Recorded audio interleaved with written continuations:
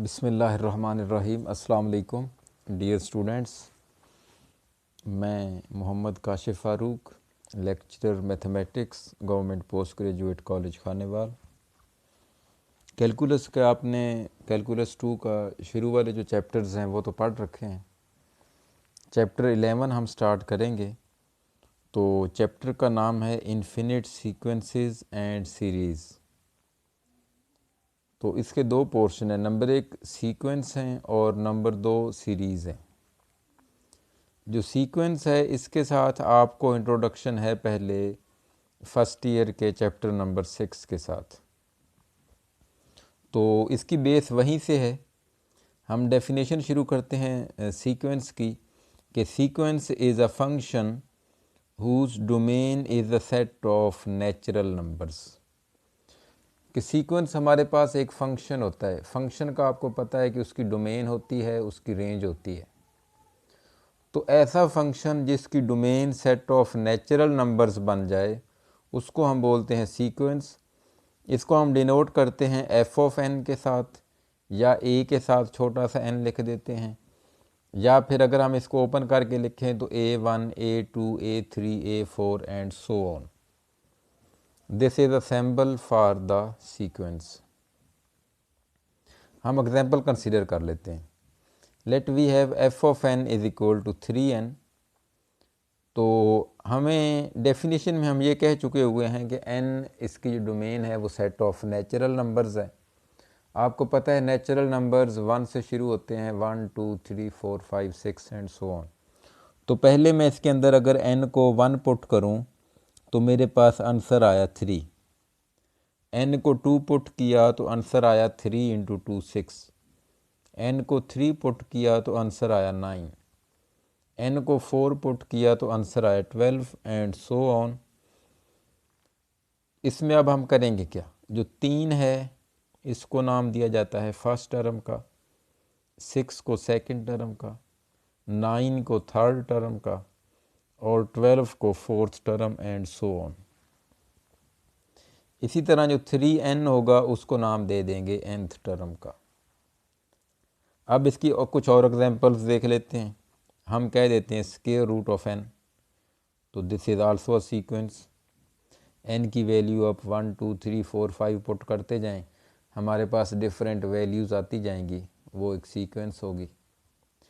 इसी तरह n power 1/5, this is also a sequence. n power 2 is also a sequence. n plus n square over 2, ये भी एक sequence है। Sequence की कुछ आगे टाइप्स होती हैं, जिसमें पहली है अरिथमेटिक सीक्वेंस या अरिथमेटिक प्रोग्रेशन। आपने इसको AP के नाम से पढ़ा हुआ है फर्स्ट ईयर में। एक ज्योमेट्रिक सीक्वेंस या ज्योमेट्रिक प्रोग्रेशन है, वेरी वेरी इंपॉर्टेंट, आगे हम बहुत ज़्यादा यूज़ करेंगे इसको। तो ये आपकी असाइनमेंट है फर्स्ट ईयर की मैथमेटिक्स चैप्टर नंबर 6। ये वाला आपने अच्छी तरह देखना है पोर्शन, अरिथमेटिक सीक्वेंस और अरिथमेटिक प्रोग्रेशन का। उसको आप अच्छी तरह रिवाइज़ करेंगे ताकि फिर आगे असल में बेस चूँकि वही है तो आपको फिर फर्दर मसला ना हो वहाँ पे। अब हम एक एग्जांपल की तरफ मूव करते हैं। Let we have a sequence 1/n। अगर ये सीक्वेंस है तो फिर डोमेन इसकी सेट ऑफ नेचुरल नंबर होगी। n को 1 पुट किया तो 1/1 1 आ गया, 2 पुट किया तो 1/2, 3 पुट किया 1/3, 4 पुट किया 1/4, 5 पुट किया 1/5 एंड सो ऑन। 1 मैंने वैसे ही लिख दिया। 1 पे 2 को डिवाइड करेंगे 0.5, 1 पे 3 को डिवाइड किया 0.33, 4 को डिवाइड किया 0.25, 5 को डिवाइड किया 0.20 एंड सो ऑन। अब यहाँ पे अगर आप एक चीज़ नोटिस करें तो हमारी ये जो सीक्वेंसेस हैं ये सारी कम होती आ रही हैं। 1 थी, फिर 0.5, 0.33, 0.25, 0.20, कम होते होते क्या ये ज़ीरो की तरफ नहीं जा रही? तो इसलिए मैंने एरो लगा के ज़ीरो लिख दिया है कि ये जो सारी टर्म्स हैं ये ज़ीरो की तरफ अप्रोच कर रही हैं, ज़ीरो की तरफ अप्रोच कर रही हैं। तो इसको मैथमेटिकली कैसे लिखते हैं? Limit n approaches to infinity 1/n, चूँकि ज़ीरो की तरफ अप्रोच कर रही हैं तो इक्वल टू लिख दिया ज़ीरो के। अब इसको रीड कैसे करना है? Converges to zero. Limit n approaches to infinity 1/n is equal to zero का मतलब ये है कि ये वाली जो सीक्वेंस थी 1/n ये कन्वर्ज कर रही है ज़ीरो को, और जिस नंबर को कन्वर्ज कर रही है that number is called limit of the sequence. Limit of the sequence, sequence की टर्म्स एक ख़ास नंबर की तरफ कन्वर्ज कर रही हैं, अप्रोच कर रही हैं, तो ऐसी सीक्वेंस को बोल रहे हैं हम ये कन्वर्जेंट है, और वो जो स्पेसिफिक नंबर है उसको बोल रहे हैं लिमिट। अब इसके अगेंस्ट मैं एक और एग्जांपल लेता हूँ।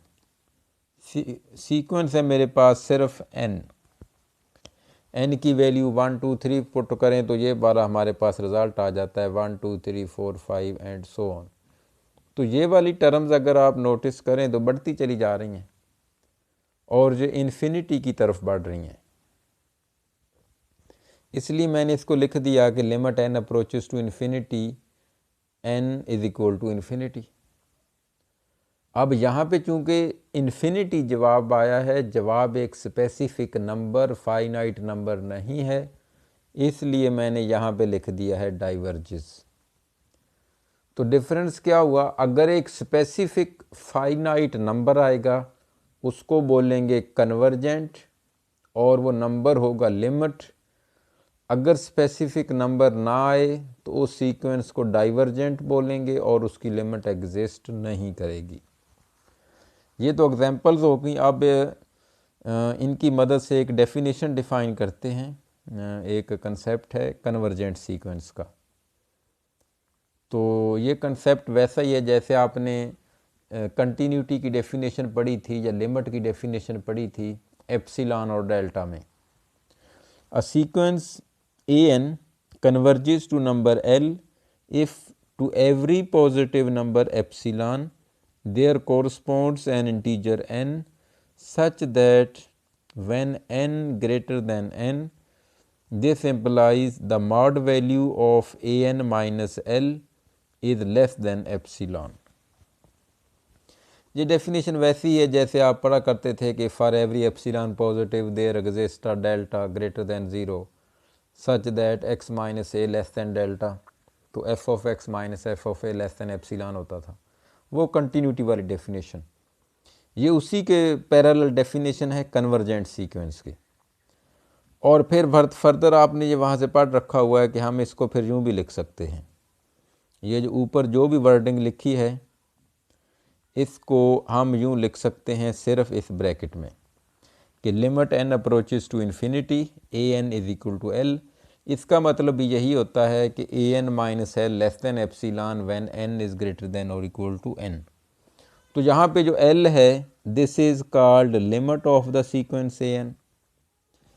और अगर ऐसा कोई l एग्जिस्ट ना करे, if no such number l exist then such a sequence is divergent.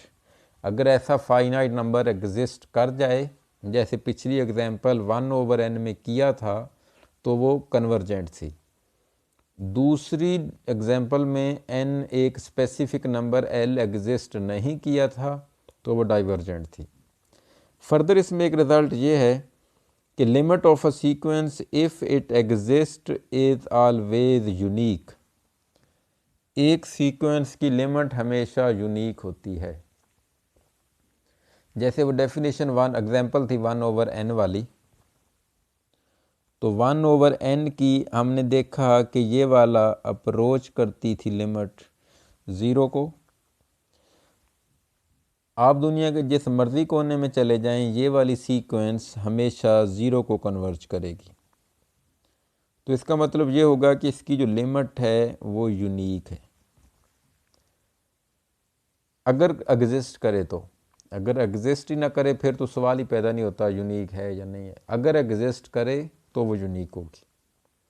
ये तो थी थोड़ी सी थ्योरी इसकी। और एक्सरसाइज है 11.1, उसके क्वेश्चंस हैं क्वेश्चन नंबर 1 to 12। तो ये वाले सारे के सारे आपने करने हैं। जो पहले 5-6 पार्ट हैं वो तो बिल्कुल सादा से हैं, जैसे आपने फर्स्ट ईयर में कर रखे हैं, बल्कि जो 6 to 12 हैं वो भी आपने किए हुए हैं। तो उनमें आपने पहली कुछ 3-3 4-4 टर्म्स फाइंड आउट करनी है। सीक्वेंस का फार्मूला दे रखा है, आपने n को 1 पुट करना है, फिर 2, फिर 3, फिर 4। तो ये वाला सारा आप करेंगे। बाकी जो क्वेश्चंस हैं कन्वर्जेंट और डाइवर्जेंट वाले, वो हम फिर इंशाल्लाह नेक्स्ट लेक्चर में कवर करेंगे। तो तब तक के लिए अल्लाह हाफिज़।